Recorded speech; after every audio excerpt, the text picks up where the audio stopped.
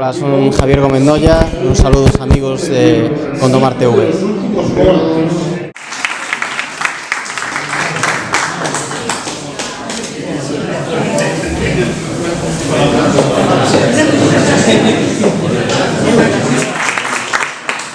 noches a todos. Quiero muchas gracias por esta invitación. Un placer estar aquí con todos vos, compartir estos momentos, estas experiencias. Bueno, después de estas presentaciones, de estas palabras tanto de Marta como de Paco, prometo que no os paguéis ni os invito a cenar. Pues bueno, os quería contar un pouco como é a vida como deporte de élite, como a vida dun deportista de élite, un deporte tan exixente, un deporte tan duro como o triatlón, non? Habitualmente o que se ve nos medios de comunicación son as vitorias, as carreiras, cando consigues unha medalla, cando quedas campeón do mundo, campeón de Europa. Recentemente os Xogos Olímpicos, que foi unha proba tan importante, non? Que para nós, somos un deporte todavía minoritario, quizáis non tan minoritario como fai algún tempo, pero unha vez cada 4 anos de repente recibimos atención mediática brutal, para nós brutal, quizáis os futbolistas están máis acostumbrados a vivir con eso día a día, pero para nós é algo que non é habitual e que evidentemente xenera unha certa presión e sabes que é o momento que tes para demostrar ao mundo a túa valía como deportista e para render ben, e sabes que se esa oportunidade pasa, tens que esperar outros 4 anos para poder acoller, non? Bueno, é a parte do bonito e injusto do deporte, non? Vai parello. Evidentemente, esta vez en Londres, o resultado acompañou, conseguiu unha medalla de plata que leva moitos anos buscando, esa medalla, non? Evidentemente, sabes a competir e vas polo ouro, pero fíjate, quedeme coa plata que tampouco está mal, non? E como digo, a xente ven en todos esos momentos de delicias, esos momentos que todo vai ben, que consigues esas medallas, pero que hai detrás deso? A verdade é que hai moito traballo, moito sacrificio, moito esforzo. Digamos que eso é solamente a punta dunha pirámide que é moi alta, que ten que ter unha base moi sólida e ir crecendo pasiño a pasiño para poder chegar aí. E por moi ben que traballes, por moito que fagas, moito que te esforces, ninguén te asegura que vas conseguir bons resultados, non? Eu, por exemplo, en Pekín, nos Xogos Olímpicos anteriores, que quedei cuarto, que Marta tamén tiña persoa esa experiencia, Paco, por suposto, chegaba como máximo favorito, levaba un ano impecable en canto a competicións, en canto a victorias, adestrei moitísimo, con todo o meu esmero, toda a miña forza, acabei cuarto, non? Que é a medalla de chocolate que quizáis non quere ninguén. Agora en Londres non entrenei máis, non me esforcei máis que daquela. Evidentemente cos anos tamén aprendes, melloras cousas, entrenas mellor, eso pode ser un pouco a clave, pero en canto a esforzo, en canto a dedicación, non hai ninguna diferencia. O que quedou de 20 nos Xogos Olímpicos de Londres adestrou posiblemente tan duro ou máis que a min, pero as carreiras son como son, ás veces uns ganan, ás veces outros non. É un pouco a injustiza do deporte, que moitas veces ese sacrificio, ese esforzo dos que non están diante, cando eu non estou diante, outros, pois a xente quizáis non a ve, pero eu espero que se valore igualmente, non? Por parte da sociedade, todo ese traballo e toda esa dedicación que hai que hacer para estar aí arriba, para ser un deportista de élite, para gañar ese tipo de campeonatos. Eu creo que no deporte de alto rendimento en xeral, no meu caso en particular, seguro, hai 3 pilares fundamentales nos que se sustenta o rendemento, que son o adestramento, por suposto, a alimentación e o descanso. Se algún destes 3 falla ou se tambalea, ves afectado directamente no rendemento, non? A xente moitas veces cree que todo adestrar, que todo entrenar máis duro, descuida un pouco tanto o descanso como a alimentación. Quizáis son os máis fáciles de facer ben, non? De coidar, e moita xente falla aí. Por suposto, o adestramento require moitas horas, moito traballo, moito sacrificio. Ou os podo decir como é unha semana ou un día de adestramento. Por exemplo, no meu caso, é unha vida, como xa os aviso, que unha vida dedicada ao triatlón prácticamente, que non hai moito secreto, non? Estamos falando de levantarse ás 8 da mañá, de desayunar, de ir á piscina, e nadar entre 4 e 5 kilómetros. Evidentemente varía moito, depende do momento da tempada, se hai competición, se non. Pero un día tipo duro é así, 4 ou 5 km de natación, comer algo a media mañá, coller a bici, facer a sesión de ciclismo, que pode levar entre 2 a 3 horas, 4 horas os días de máis resistencia.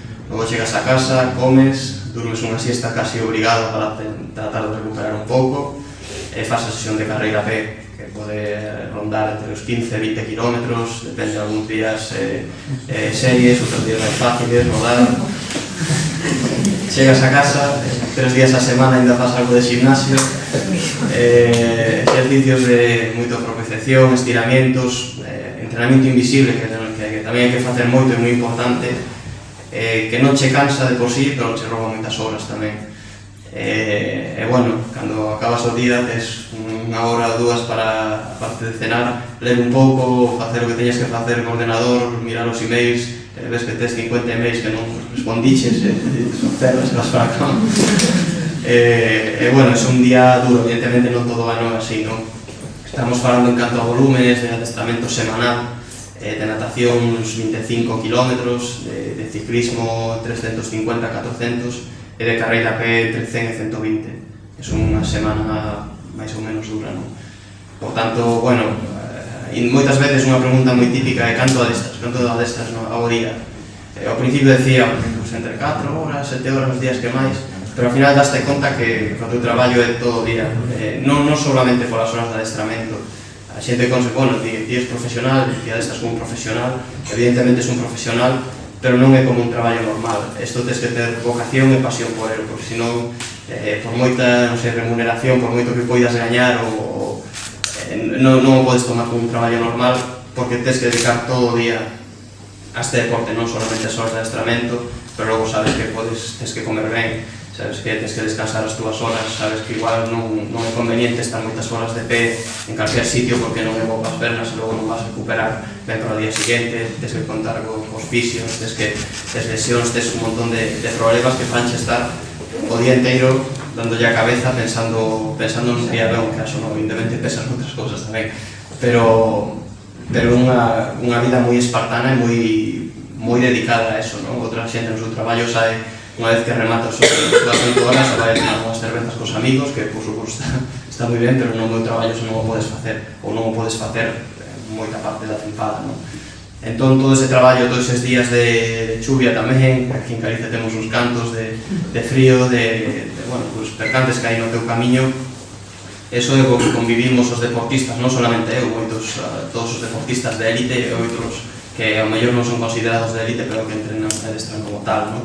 Por tanto, un camino duro que ninguén se pense que isto é fácil e que as vitorias chegan solas, hai que traballar moito, pero ainda así, por suposto, considero un afortunado no deporte. Estou facendo o que quero, que me gusta, podo dedicarme a nivel profesional a isto, que sempre empezou como un hobby, como todos os rapaces, pois estudiaba e cando tiña tempo pois iba a adestrar polas tardes, todas as tardes, un par de días ou 3 a semana, ademais iba a 6 da mañá antes de entrar no colexio, meus pais que foron un apoio, por suposto, importantísimo na miña carreira, a levábame a piscina, iban a buscar co desayuno, iba desayunando no coche, íbamos a clase, bueno, será un pouco a rutina, por eso agora poder facer isto de forma profesional, poder viaxar por todo o mundo, poder gañarme a vida como o deporte, considero moi privilexiado por moito traballo que haxa detrás, non? E bueno, na miña historia particular, Paco contou un pouco de como foron os meus inicios, e por suposto tampouco non foi un camiño de rosas, sino que deportivamente a verdade é que os resultados sempre foron acompañando, sempre tiven grandes campeonatos dende moi novo, houve moitos problemas no camiño tamén, e imagino que a maioría dos deportistas de élite é difícil encontrar algún que non non sufría problemas, ben sexa por lesións, enfermidades, problemas personales de calquer tipo. No meu caso, pois, eu era un rapaz que nadaba no Club Natación Ferrol, cunha certa, bueno, con resultados máis ou menos bons, un campeón galego moitas veces, a nivel nacional estaba nas finais, teña bons resultados, non era un figura tampouco, non era dos mellores a nivel nacional, que además a miña xeración era moi boa, a maioría están agora dos que compiten nos xogos, son do ano 83, que eran uns fieras e tiñame aí un pouco no segundo plano, pero, bueno, sempre foi un rapaz moi activo, xoguei o fútbol, gustaba correr, gustaba a bici, e con 15 anos, por casualidade, descubrín o triatlón. Os compañeros do meu clube sabían que era moi activo, como decía, que me gustaba todo este tipo de deportes, e dixeronme que había un triatlón en Castropol, en Asturias, que por que non probaba. E a primeira pregunta foi, eso que é? Un triatlón? Podía imaginar, pero non sabía nada do deporte, non? Sabía que consistía en natación, bici, carreira a pé, pero non sabía nin as distancias, nin as reglas, nin nada. Un deporte moi novo en Galicia, un deporte moi descoñecido para a maioría, pero bueno, sempre atraxeron meus novos retos, a probar novas experiencias, igual que hoxe en día, pois aquela de, vamos para lá, e se pensalo moito, sen o adestramento adecuado, alá fun a probar que era eso o triatlón. E bueno, precisamente a natación non tive moito problema, porque era nadador, era onde mellor me defendía, e logo recordo na bicicleta, pois sí que o pasei un pouco peor, non? Daquela non había distancias adaptadas para cativos como hai agora, distancias máis curtas, que está moi ben, por suposto, éramos un pouco máis salvajes. Era distancia olímpica, sobre a que compito hoxe en día igualmente, con 15 anos, pois bueno, eran 40 km de ciclismo, e logo 10 km de carreira a pé. E para un rapaz que só nadaba prácticamente, pois era duro, a experiencia foi dura, por suposto, pero por unha parte vime con moita capacidade de mellora, tive un bo resultado na clasificación xeral, unha prova que gañou un tal Iván Raña, por certo, que era junior ainda. Tive un bo resultado, vin que tiña marxe de mellora e, sobre todo, divertirme moito. Un deporte que, de nadar non é que estivera cansado, ainda tiña 15 anos, pero sí que na natación traballas moito, estás moitas horas vendo a liña do fondo, para diante, para atrás, pode facerse un pouco monótono, non? E descubrí unha cousa que me motivaba máis que a natación. Foron pasando os anos, eu seguía dándolle prioridade á natación, facía miña temporada de nadador, e logo nos veranos empezaba a competir máis e máis en triatlón, e bueno, os resultados viñeron solos, dunha forma natural, empezaron a destra da carreira a pé, a bicicleta, pois dende moi novo fun campeón de España juvenil, de triatlón, de duatlón, campeón de España junior, no primeiro campeonato de Europa que fun de duatlón junior, tamén o gañei, duatlón e carreira, bici e carreira, por aquel entonces apenas adestraba moi pouco. Recordo que o gañei e das primeiras entrevistas que me fixeron ali en Alemania, recordo que foi, me dixeron que, bueno, onde viña eu, que deporte viña, que facía, no, que fago natación. Sorprendidos, non? E, bueno, eran todos momentos moi bons, momentos moita delicia, e evidentemente empezas a pensar no teu futuro, de ver que podes ter certa habilidade para este deporte, que podes facer as cousas ben. Como xa comentou Paco, empezaron a chegar problemas e impedimentos por parte da Federación Española, do Consello Superior de Deportes, por un suposto problema médico que ao final, despois de moitas visitas a especialistas e moito traballo, demostrouse que o problema non era tal e que non había ningún impedimento para que eu fixera deporte de alto nivel. O que xurdiu ao final foi un problema burocrático moi importante que me tiña apartado sin licencia para competir e que, bueno, poñía a miña carreira deportiva bastante en perigo, por non decir casi imposible de que pudiera seguir facendo deporte, non tiña licencia, o meu caso estaba pechado, pero en este caso, como moitas outros, gracias ao apoio de algunha xente clave no meu desenrolo da miña carreira deportiva, onde ese Paco, por suposto, se Paco non estaría onde estou agora mesmo aquí sentado, pois gracias ao apoio, a cabezonería algunha vez, xa digo, algún Paco e outra xente, por suposto, pois conseguimos dar a volta a unha situación que parecía moi complicada, que me fixo pasar momentos moi malos. Evidentemente, cando eres un rapaz de 17, 18, 19 anos, primeiro din que tes un problema de saúde importante, eso xa te asusta. Cando ese problema de saúde, despois de que te vexan moitos médicos, non é tal, non hai perigo, pero ves que tes as portas pechadas para facer a túa carreira deportiva, e non ves futuro, pois é un palo duro, moi duro que tiven que tratar de sobreponerme, pero non era fácil porque veía as cousas moi negras, non? Pero, como digo, coa axuda de moita xente, con moito traballo, pudimos desbloquear unha situación que está moi pechada. Eu recordo estar, como decía Paco, as licencias para competir a nivel nacional das federacións territoriais, entón eu podía competir en España, ainda que non me gustara a Federación Española. Estaba gañando todas as competiciones da miña categoría, incluso a nivel absoluto xa estaba gañando algunhas, pero logo os que íbamos campeonatos de Europa, campeonatos do mundo, que as categorías eran outros. Non recordo aquí en Vigo, precisamente, no ano 2002, que xa non tiña licencia de competir nunha prova de nivel nacional e quedar a escasos segundos de Iván Raña, que para mí era e sigue sendo un referente, un ídolo deste deporte, Eu sou con 19 anos, e Iván Raña, que estaba no alto da súa carreira, empezaba a despuntar a nivel internacional, estive moi cerca dele, e o fin de semana seguinte Iván foi campeón de Europa absoluto en Hungría. Eu era junior todavía e nin siquiera competí no Campeonato de Europa Junior, por exemplo, non? Seguro que perdí moitos títulos, perdí moitas ilusións, moitas vivencias, moitas viaxes, pero a min gustame ver as cousas de forma positiva, non? E penso que gañei con todo eso.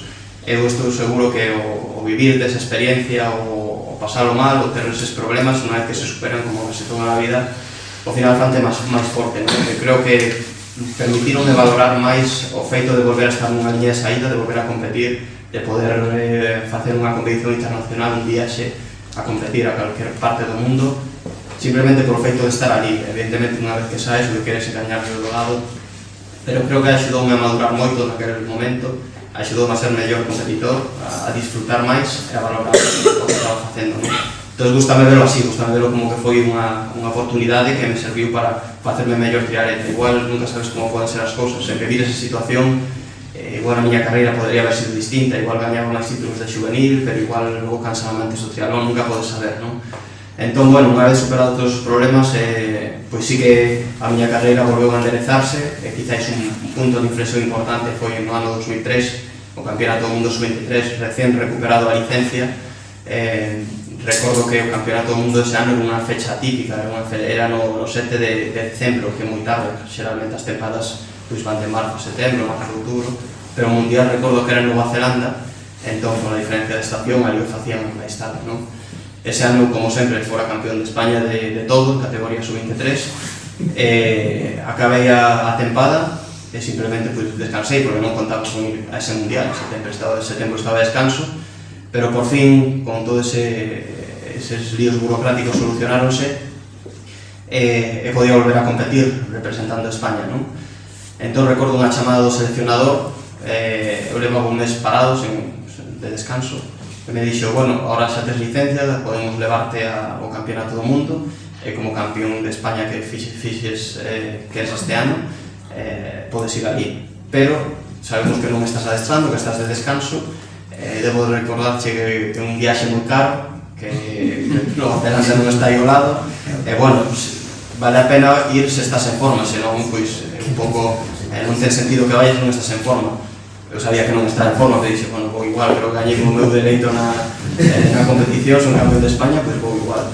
Evidentemente, pero non iba tampouco xa todo a gusto, non? Porque xa sentí unha especie de presión que quizás non debería ter, pero bueno, decidín ir, por suposto, empecé a adestrar a contrarreloxo, por así decirlo, adestrei 3 semanas antes dese mundial, e a miña sorpresa que sendo primeira no de sub-23 o gañei. Cheguei ali, non coñecía a nadie, en as categorías inferiores e en sub-23 xa empecé a coñecer a xente, porque algún xa compiten a nivel absoluto, pero eu non coñecía a ninguén, pois na natación estive en diante como sempre, na bicicleta pois fun ben, correndo a pé, empecé a correr. Sí, foi moi, estou acordando unha anécdota moi curiosa, que nesa carreira había dous escapados na bicicleta que levaban como 40-50 segundos e chegamos a transición, empezamos a correr. Eu sabía que iban dous de adiante que tiñamos que intentar coller. E os que iban comigo, eu vía que iba cos mellores, fixe o meu cambio arriba, no kilómetro 5, kilómetro 6, e deixeinos a todos. Entón eu sabía que un dos escapados xa o colléramos, e tiña en mente que quedaba outro. Entón seguía correndo, e seguía a tope, e con 2 kilómetros a meta, digo, joder, non pode ser, onde vai? Ni nas rentas grandes o podía ver, non? E alguén no público, algún compañeiro, alguén díxome que iba primeiro, e claro, de repente fixeime que efectivamente a bici que abría a carreira iba diante de min. Resulta que ese rapaz retirárase despois de acabar a bici porque estaba lesionado, e nada máis deixou a bici na transición, ni siquiera se iba a correr. Claro, iba coa idea de que iban dous diante, xa saía un, queda outro. Bueno, ao final gañei esa carreira, foi, como decía, iréis un punto de inflexión na miña historia deportiva, porque vime a un nivel moi alto con respecto aos 23, que ainda eran maiores que a min. Era o ano 2003, o ano 2004 era olímpico, eu ainda era moi novo, pero víame con posibilidades de estar en Atenas. Empecé o ano 2004, gañei a miña primeira prova internacional absoluta, estive no Campeonato de Europa, que foi en Valencia, que dei octavo absoluto, por diante de Iván Raña, que ele estaba preparando os Xogos Olímpicos, non era unha prova importante para ele. No campeonato do mundo absoluto quedei oitavo, con 21 anos, era o participante máis novo. E, bueno, logo houve unha decisión polémica do seleccionador que decidiu facer un equipo para axudar a Iván Raña nos Xogos Olímpicos de Atenas e levar dos gregarios e deixaron de fora, non? Cando, bueno, é certo que Iván era o que tiñamos o aspirante a medalla, digamos, o que máis posibilidades tiña, pero decidiron facer un equipo para ele e, bueno, outro revés, non? Na carreira, cando te ves que tes as túas opcións de poder facer un diploma olímpico mellor ou nun bo día incluso poder loitar polo podio, porque recordo que o campeón do olímpico dese ano no mundial que eu quedei octavo, quedou quinto, estuve correndo con ele casi toda a carreira, gañou no último kilómetro, non? Entón, cando te ves aí tan cerca dos mellores e quedaste na casa en España, que non, España non é unha potencia de triatlón, non é dicir, Australia igual o queda 10º do mundo non se clasifica para os Xogos Olímpicos. En España o que poron foi en Ecollanos, que ganou a súa plaza tamén no Campeonato de Europa, facendo o segundo, unha das súas mellores carreiras. E Xavi Llobet, que nese mundial quedou 51, pero que iba a axudar a Iván, non? Ao final toda a táctica saiu mal, foi un desastre, porque é un percorrido moi duro, Iván non necesitaba ningún tipo de axuda nese circuito, se vas ben, vas, e se non hai máis, non? As subidas tan duras que había en Atenas non era moi posible facer táctica de equipo, e menos cun solo hombre. Pero, bueno, foi outro revés na miña carreira deportiva, un revés que, visto a longo plazo, creo que puido costarme caro, non? Porque non sei se podería conseguir unha medalla, era moi difícil, posiblemente non en Atenas, pero creo que esa experiencia hubiera me valido para Pekín, facer as cousas de outra maneira, saber a que me enfrentaba, saber como preparar os Xogos Olímpicos, e, bueno, chegando como favorito como chegaba a Pekín, quizáis vivindo unha experiencia olímpica previa, as cousas poderán cambiar, nunca se sabe, pero, bueno, esa experiencia olímpica me quitaron de forma injusta, eu creo, pero outra vez máis hai que sobreponerse ás adversidades, as dificultades que atopas no camiño.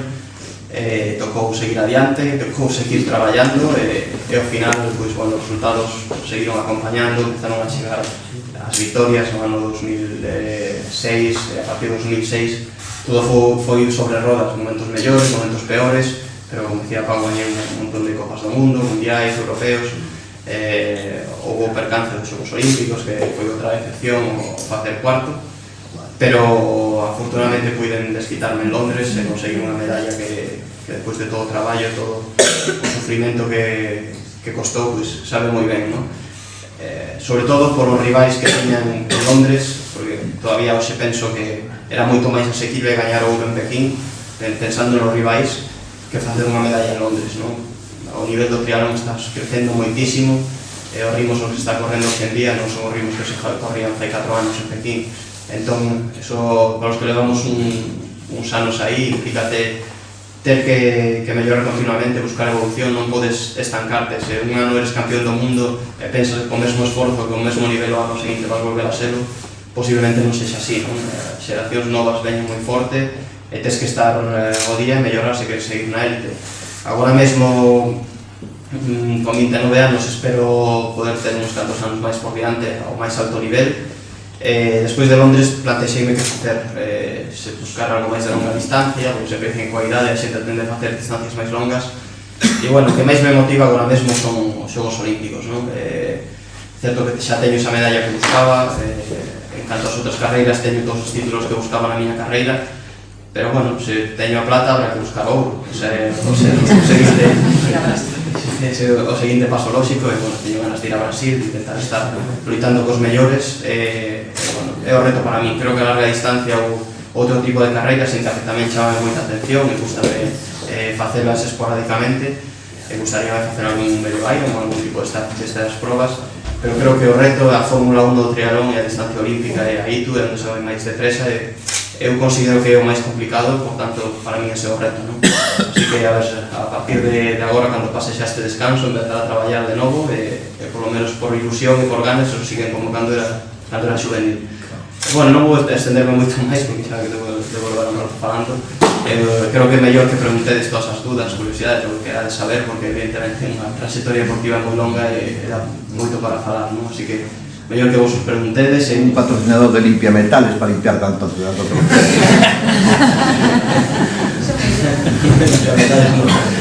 pero Sí, a miña nai está un pouco cansada xa. Algúns xa deu por imposible, hai moitos trofeos, moitos anos xa desde a natación e bueno, en canto a patrocinadores que non o comentei, sí, a verdade é que teño sorte de poder estar en unha boa situación, teño uns patrocinadores, todos estranxeiros, tamén teño que decirlo. Botas de menos algo máis de apoio na casa, non? Pero bueno, sí que a nivel institucional síntome apoiado a todos os niveles e sempre o fun, pero a nivel de empresa privada tamén comprendo unha situación complicada, sobre todo en España agora mesmo, pero bueno, xa no 2008-2007 estaba na mesma situación, o sea que tampouco hai moito cambio nese sentido, pero xa digo, estou en boa situación, preocupame máis quizás por os rapaces máis novos, ou na miña situación fai algúns anos, non? Que estás adestrando como un profesional, porque para dar ese salto a chegar arriba tens que botar moitas horas, tens que traballar moito, e quizás non tes o apoio necesario, non? Entón, bueno, afortunadamente tamén o deporte está crecendo, cada vez é máis coñecido, e tamén os rapaces novos teñen máis posibilidades que cando empezamos nós, hai moito máis clubes, hai moitos máis centros especializados, adestradores cualificados. Temos un centro de tecnificación en Pontevedra que está facendo unha gran labor xa de fai uns anos. Non é casualidade, por exemplo, que Galicia é unha potencia a nivel nacional e a nivel mundial neste deporte.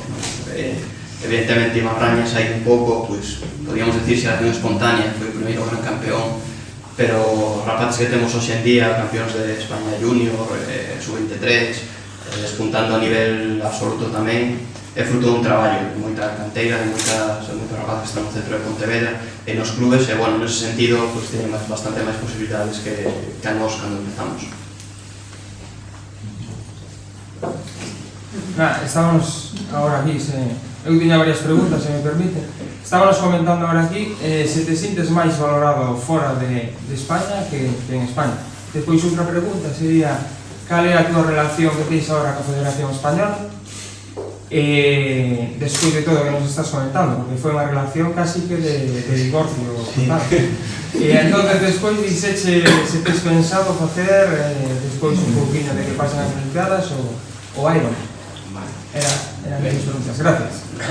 Sobre se me sinto valorado, síntome valorado. En líneas xerais, noto apoio, e máis depois dos Xogos Olímpicos nos últimos anos, sobre todo da xente de compañeiros de adestramento, xente en xeral, que estou polas rúas e que visitan, como iso a nivel institucional, que casi sempre sentime respaldado, botas de menos apoio a nivel de patrocinadores, quizáis que eso non atopas tan facilmente.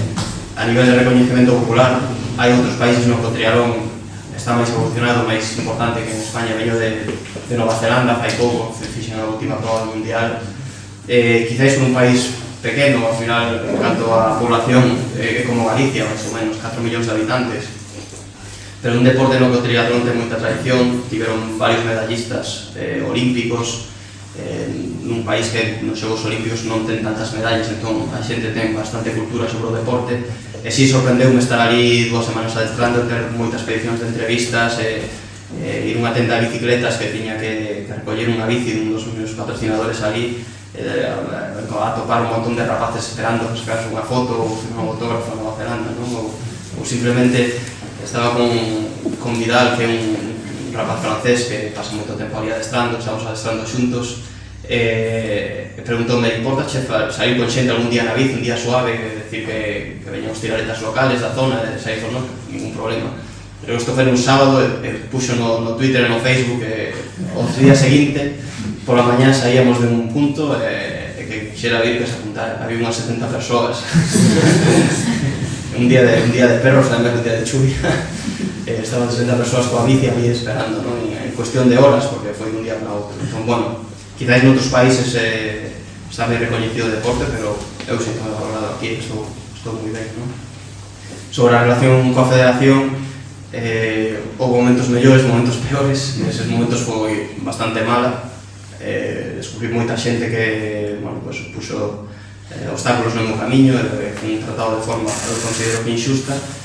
Tampouco me vale de nada ser rencoroso nese sentido, as cousas se arranxaron, estou competindo. Evidentemente sei que xente estivo conmigo, sei que xente non estivo conmigo, non teño interés de entrar en guerras pasadas, e a miña relación é escasa, coa federación non é mala, pero intento facer as cousas a miña maneira, non ter demasiada con eles, eu viaxo as carreiras pola miña conta, teño moi boa relación con todos os rapaces, con toda a xente, os compañeros deportistas, por suposto, pero tanto coa dirección técnica, sobre todo coa dirección técnica, que creo que non coñezo ningún deportista que este contento con ela, como con o presidente, teño os momentos mellores, peores, pero en xeral xa digo, estou nunha situación, tampouco dependo demasiado deles, mira, por o meu camiño, unha relación cordial, simplemente xa está.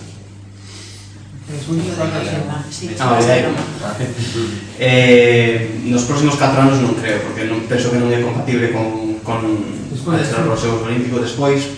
Terei 33, se me apetece, se o corpo o pide, posiblemente sí. Agora mesmo gusta unha larga distancia, creo que podería facelo ben. Gustaríame facer un medio Ironman posiblemente o ano que ven, por probar algo diferente, e porque creo que o adestramento non é moi diferente, non teño que cambiar moitas cousas para facelo.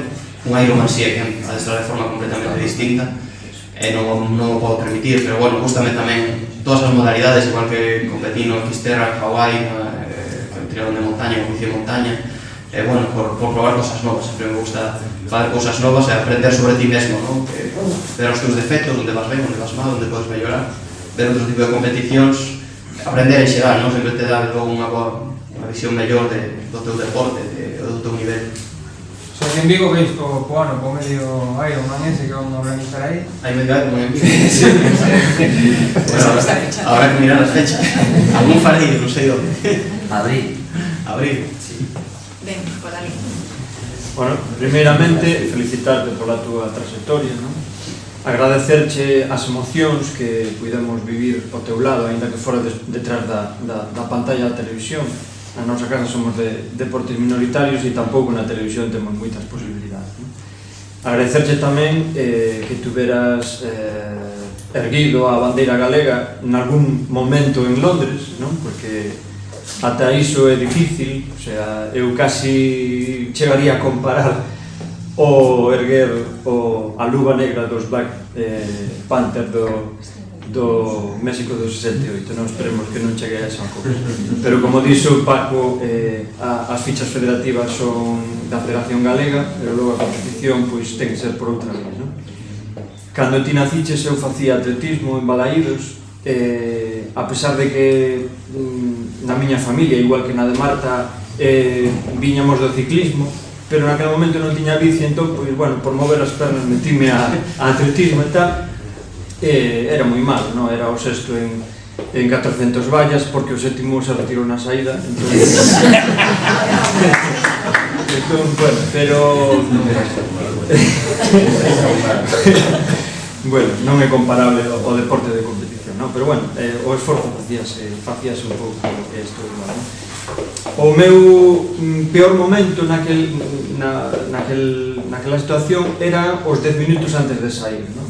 Era algo insoportable. Se tuvera uns tacos e unha pistola, posiblemente le pegaría un tiro para eliminar esa presión e non poñerme nos tacos de sair. Pero en cambio, a miña satisfacción era entrar na meta. Fixera a marca que fixera, logo quedaría máis contento ou menos, non? Entón, un pouco a pregunta é, de toda a túa vida deportiva, cal é o momento que máis che satisface e o peor momento? Si é o entrenamento, a competición, todo aquilo que non ten que ver directamente co deporte, como esos problemas que comenta, o sea, que cal é o mellor e o peor momento? Eu creo que o mellor momento, como dixo, estar na liña de meta sempre é unha lidia importante, non? A consecución dun traballo, pensas en todo o traballo que fixeches detrás para estar aí, para facer esa competición e cruzar a liña de meta. Evidentemente, cando consigues un bo resultado ademais, é moito máis satisfactorio, non? Cruzar a liña de meta en Londres, pois foi unha sensación moi bonita.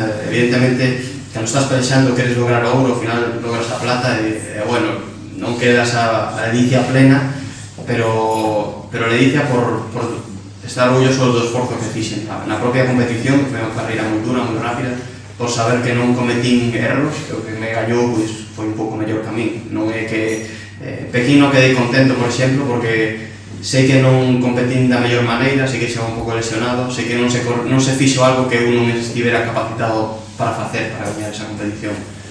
En Londres sí, en Londres creo que Alistair Brownlee tiene un puntiño por encima, é o dimo máximo, dimo mellor nivel, e cando das eso, e sabes que adestraches con un animal que cuidaches moito, que dixeches todo o que podías facer, esa quitáise a mellor sensación que podes ter como deportista, ¿no?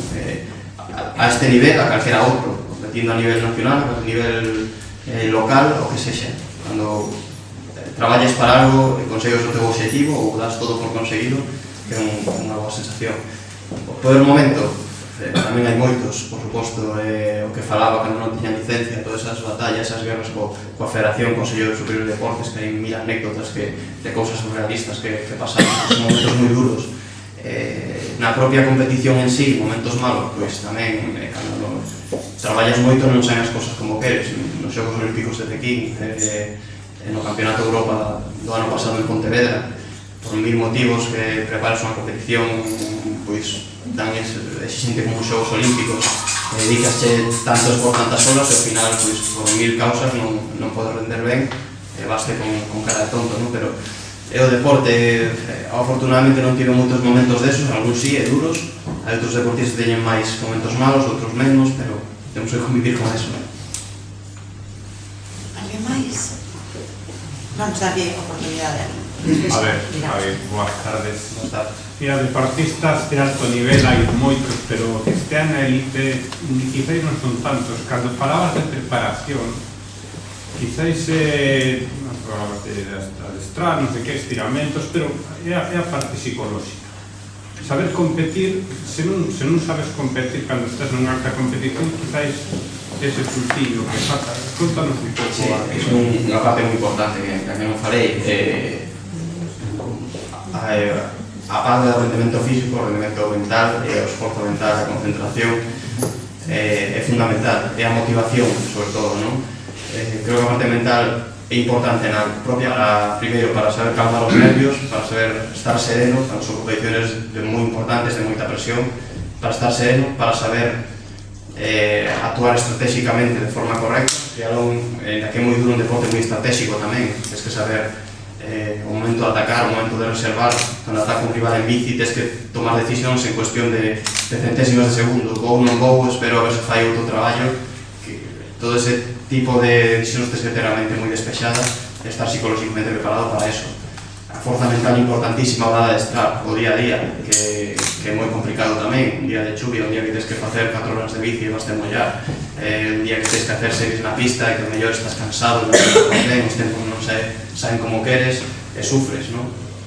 E todo eso, a forza mental, a motivación, é moi importante. Eu, no meu caso particular, non traballo con psicólogos deportivos, por exemplo, hai moita outra xente que traballa, que axudales moito.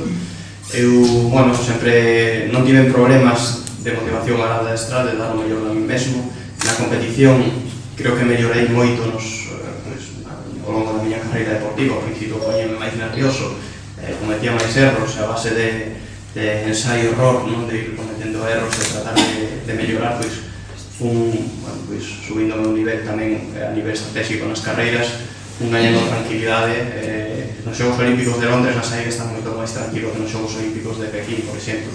Nun campeonato do mundo hoxe en día estou moito máis tranquilo que fai 5 anos, ainda que tamén podía rendir moi ben, pero canto máis tranquilo estés, máis posibilidades tes de éxito, non? Porque a veces ves os teus rivais alrededor e podes sentir un nerviosismo, podes sentir que hai xente que está moi tensa. Todo o mundo está tenso, eu estou no contorno e non estou aí tranquilo como cando estou cos amigos, non? Pero hai xente que o leva mellor, xente que o leva peor. Se o levas mal, é importante que alguén te axude, sexa un psicólogo deportivo, sexa quen sexa que te pode axudar. Se o levas ben, intentar levar o mellor e intentar sempre seguir mellorando, non? Nese sentido, creo que domino bastante ben esa situación, pero bueno, hai veces que son complicadas e non sempre fixen as cousas ben, por suposto que cometí moitos erros a nivel de preparación, a nivel de tomar decisións equivocadas na competición, de facer o que non debía, pero todos aprenden. Hola, mira Javier, en que consiste a túa alimentación? Como a planificas? Non teño unha dieta estricta, no sentido de hoxe como isto, mañá outro, pesar a comida, hai moita xente que pesa a comida, que fan... Bueno, eu considero que sobre a primeira, sobre as leyes de Mendel, decir que non hai tradición de deporte de alto nivel na miña familia. É certo que o meu pai fixo natación, e creo que, bueno, pasa que tampouco adestraba como para ser campeón a nivel de nada, non? Nunca se afogou tampouco, pero nadaba ben, pero naqueles tempos pois, non había piscinas cubiertas, entrenaban en verano que podían agua fría e, bueno, non podían compararse con xente que noutros sitios pois sí que teñan máis facilidades, non? Meu irmão, por exemplo, que non fai deporte de alto nivel, fai moi pouco deporte, o seu traballo e a súa vida, a veces saio a correr con ele e sorprende porque ten unha capacidade brutal, máis alto camín, unhas pernas largas tamén, é un corredor increíble, ten moi mal estilo porque ninguén nunca lle enseñou a correr, pero ten moi bon motor, estou seguro que traballado podría haber sido moi bo atleta tamén. Imagino que as condicións xenéticas algo teñen que influir, dúas persoas adestrando o mesmo non obteñen os mesmos resultados, pero os deportes non son matemáticos, non? Eu vi moita xente na miña carreira, moita xente moi boa, con condicións espectaculares, e que nunca chegaron a nada porque a cabeza non funcionaba, porque non tiveron ganas de esforzarse ou porque tomaron outro camiño na vida. Cada un evidentemente fai o que quere, non? É o contrario, xente o mellor non tan dotados físicamente que chegaron a un nivel moi bon a base de traballo, sacrificio e superación. Para mí iso é o máis importante. Está claro que teñen que acompañar unha serie de actitudes, pero sen o traballo seguro que non vas a conseguir nada.